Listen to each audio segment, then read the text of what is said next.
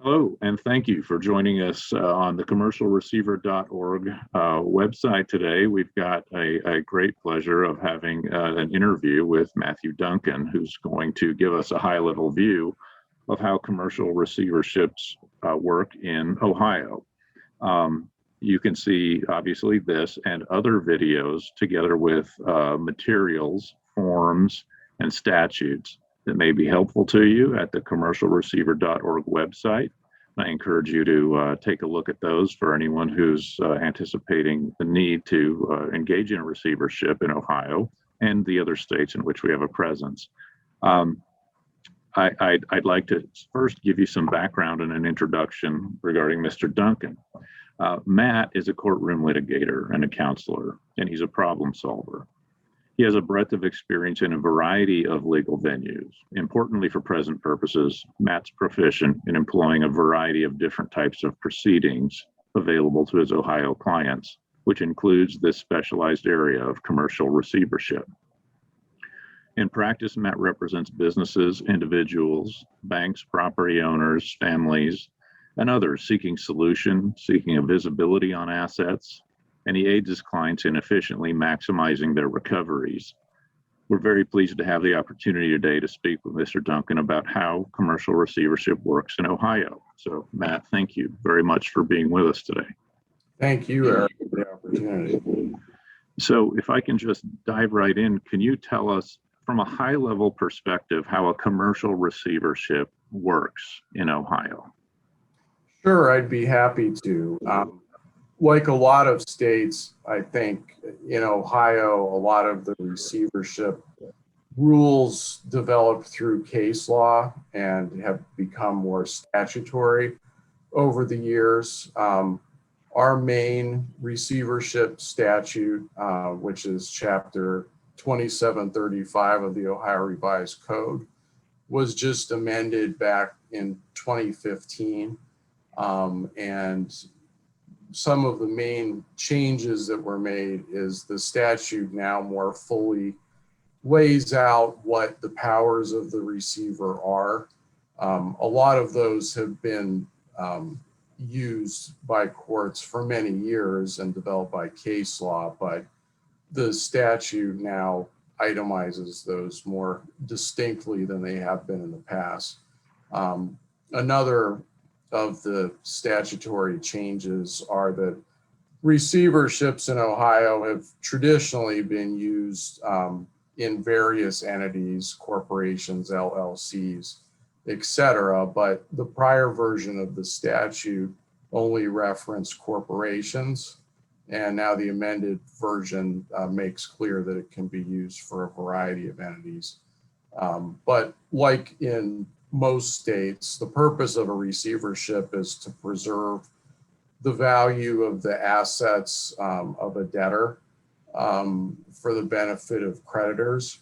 So in Ohio, in filing a complaint to obtain a receiver, one of the main things that must be shown by the creditor is that either the debtor has consented to a receivership in a loan agreement or other loan document, such as an assignment of rents is most typical, or the creditor must show that there is significant risk to the assets of the debtor being lost or distributed without any control by the creditors.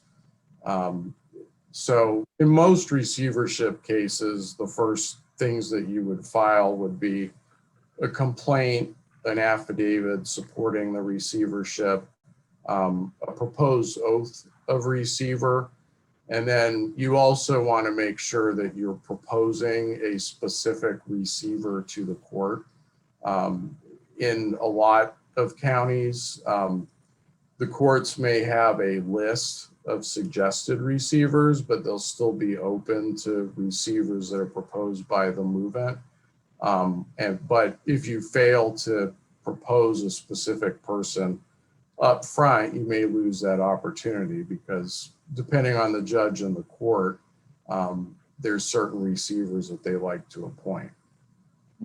Okay, and is that how would you know as a practitioner on a county by county basis whether the courts have a list that they choose from or whether you should be prepared to name your own receiver? Sure, and I think that's one of the big reasons why it's important, whether in Ohio or another state, to hire local counsel to help you, because they're going to be more familiar with the judges, the court, and the procedures. But many of the larger counties in Ohio will have local rules that specifically apply to receiverships. And some of those local rules will say that the court maintains a list of potential receivers. If you're not sure or your local counsel isn't sure, the best way is to call the clerk of courts or even one of the judge's clerks, because going in, you don't know which judge you might get when you file the complaint. But it's good to do some legwork initially, review the local rules, maybe touch base with the clerk of courts to say, hey, do the judges have a preferred list or is it wide open? Now, in Ohio, and you mentioned it's like many places, a common law process that's been made a statutory process in some way. Are there types of receiver? And I asked to give you an example. In Missouri, we have a new statute in which you can have what it's called a limited or a general receiver.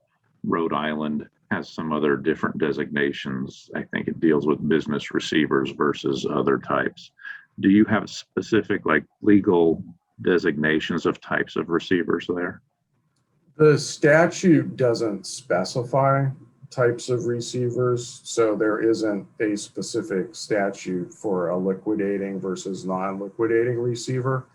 But when you would file your complaint, you would want to make clear in your complaint and motion to appoint a receiver what powers you're asking the court to grant to the receiver and what the purpose of the receivership is. And then as long as those powers, fall within just general powers of a receiver under Ohio law, such as being able to control property, sell property, liquidate a business, and you justify to the court the purposes in your particular case, the court's free to assign those powers based on the statute. So at the outset, you mentioned that there were primarily two means of getting a receiver appointed. One is you have contractual consent in a loan document or something, and the other was waste. Assets are being dissipated. On the latter, on the former, my question is a contractual consent enough? And on the latter, what standard of proof do you need to demonstrate the level of risk required to get this appointment before you get to judgment in your case? If you have a contractual consent by the debtor to a receivership, it's going to go a long way. I mean, you can never say that it's a slam dunk, that there won't be any question by the court as to why are we doing this receivership. But definitely if you can show that it's a sophisticated business entity, that they signed this loan document and understood what they were signing, that generally speaking, that will help the court along in granting you a receivership. As far as showing waste, one of the things you'll want to do is put forward in an affidavit and in the complaint itself, saying what are the risks. If you're aware that there has been waste, you want to get that in front of the court up front. The court under the statute is not required to hold a hearing before appointing a receiver. If the court's convinced by your filings in the affidavit that you have justified the appointment of a receiver, it can do so without holding a hearing. But in my experience, most judges, especially if you're dealing with a lot of assets, are probably going to want to at least hold an initial hearing before appointing a receiver. Plus, creditors are entitled to notice of the application. So unless you can show that the assets are in immediate danger of being dissipated or destroyed, the court is probably going to require a hearing and, at least probably a 10-day window for creditors to object. Okay, so when you're making that showing, is there a formal understanding rule, maybe even I don't know, what's the evidentiary standard? Is it more likely than not? Are you way out at clear and convincing? Is it like with a TRO? How convinced does the court have to be? It's more likely than not. More likely than not. Yeah, okay. Just basically to show the court there's a substantial risk there's going to be waste. But it's not a high bar, especially if you can couple that with showing that the debtor is consented to a receiver. You said that creditors are entitled to notice, and you mentioned 10 days. And I guess my question is, which creditors, and how do you know who the creditors are to whom you should give this notice? Well, obviously that goes to doing your research ahead of time before you file. As a creditor of the debtor, you aren't expected to know every creditor who's owed money by the debtor. But if you are aware of certain ones, especially if you're dealing with real property, for example, you can do a judicial title report, determine what other lien holders are there. You'll definitely want to check public records for any UCC filings, any mortgages, any lien reports. So if you can show the court up front, you've done your homework, you've done lien reports, you've searched the UCC records, that's really what you're expected to do. You're not expected to go beyond what's in the public record to find creditors up front. And those creditors, you don't have to formally join them. You just have to give them notice. If they would like to speak up, they can, but you don't have to file a motion to join every lien holder in the world, or do you? If they're a confirmed lien holder, you're going to want to name them as party. Okay. Just like in a commercial foreclosure, when you do your judicial title report initially and show that entity or person definitely has a lien interest in a property, you want to name them as parties to the case. And their notice is they get it before a receiver's appointed. It's not like the receiver gets appointed and then sends everybody notice. Well, so anybody that you name a party, you're going to want to include them in the summons. But it depends on the circumstances. If you're asking the court to immediately appoint a receiver, such as trying to get an injunction, then the court may immediately appoint a receiver without any of the creditors having received notice. But then the creditors will get notice of the order appointing receiver, and they'll have an opportunity to object and say, well, wait a minute, let's receive. Okay. So it's not jurisdictional, but it is the practice. Okay. Yes. On average, how experienced would you say the state courts in Ohio are in dealing with commercial receiverships, and particularly an operating business, which is more complicated than just an apartment building or something? It varies a lot by court and by judge, but I would say the rule of thumb is that more populated counties have more experience with receiverships. just because they have more businesses. And a good way to check out how experienced the court might be is if they have a local rule specific to receiverships, that likely means that they deal with more receiverships than a court that doesn't have a local rule. So in some states, an appointment order is a very lengthy and elaborate and detailed document. You know, you see them run 25, 30 pages. And some other, and this might even be case by case within a state. I've also seen receivership orders that are very general that say a receiver's appointed and they have the powers available to receivers under the statute, and then they give a statutory citation. Where do you see appointment orders normally fall on that kind of general to specific spectrum in Ohio? I would say in between. The statute itself is more specific than it used to be. So I would say that, courts now tend to be more specific in their orders as to the powers they're granting to the receiver than they used to be. But that doesn't necessarily mean they're pages and pages long.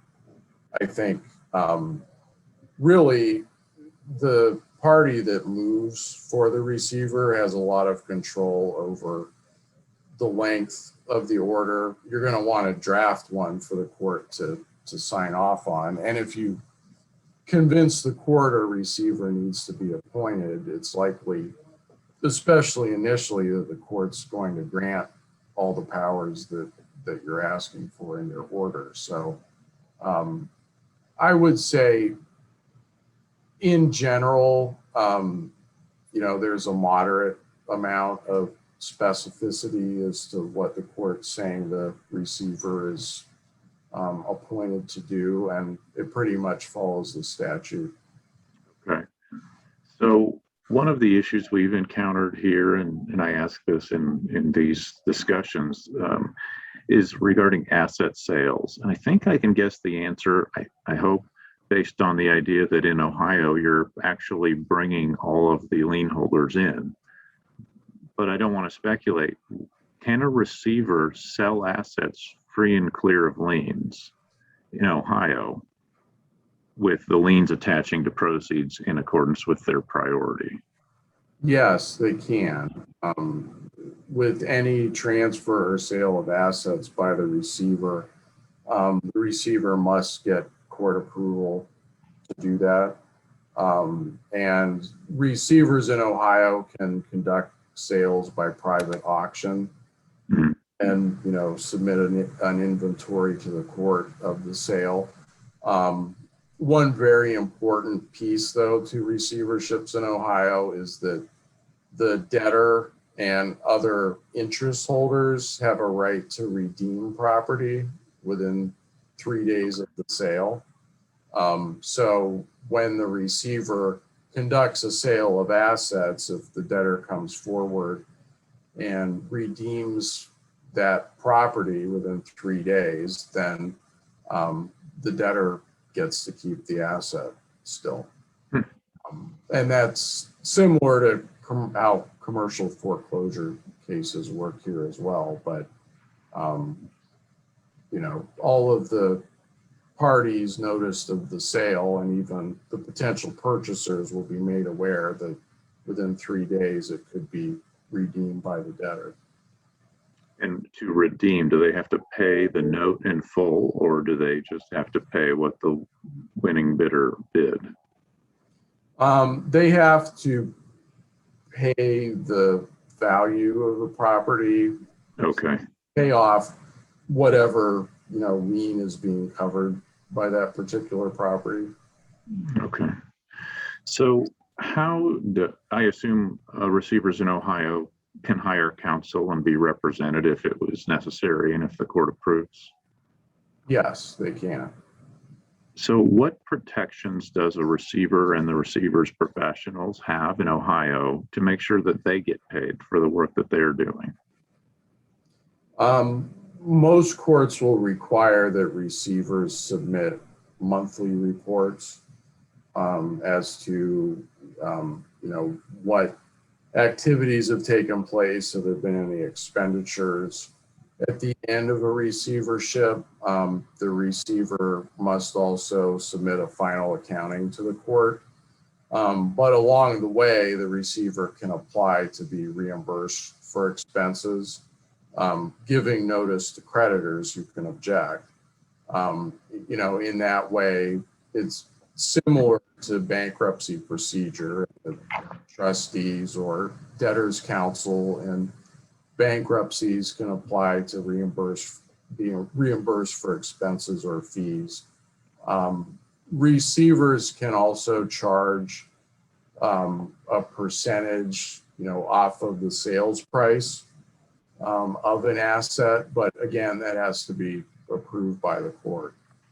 And so even if the assets are part of the pool of collateral, let's say a lender says, oh no, I don't want my collateral being used, the court can nonetheless apply, I don't know, call it accounts receivable who are pledged to a lender. And the court can nonetheless say the receiver has administrative expenses. He's there protecting against a waste that benefits you. I can allow the receiver to use your collateral to pay for the receivership administration. As long as that asset is part of the receivership, yes. So for out-of-state lawyers who I understand and I agree that if you're out of state and you're coming in to deal with receivership, you need to have local representation. But are there pitfalls or surprises either for inexperienced lawyers in Ohio, and I don't mean that as a pejorative, but instead people who don't commonly do bankruptcy or receivership or insolvency? Are there pitfalls for those or for out-of-staters who come in to deal with a receivership? Anything that you've seen or any glaring surprises that those folks have kind of run into? I would say the redemption period, for receivership sales, definitely. That may not be the case in every state. Also, as we mentioned earlier, the local courts will often have their own lists of receivers that they may lean towards using. I've had cases where a receiver has been proposed and the court says, no, we want to choose from our own list. But most circumstances, if you can show the receiver that you're proposing is qualified and has experience handling that type of asset, courts will usually follow that recommendation. But a lot of counties will require that the receiver be local to that county, barring exceptional situations. So those are all reasons to focus locally on your search for a receiver before you initiate the case. Well, Matt, this has been tremendously helpful, and I'm sure it'll be valuable to people who are going to be dealing with receivership issues in Ohio. We greatly appreciate you taking time out to help us out and to give this primer. I think it'll be very useful to folks who are able to kind of watch it and at least demystify the process before they embark on what can be an arcane and difficult process. Thank you very much, Eric. I appreciate it. Thank you.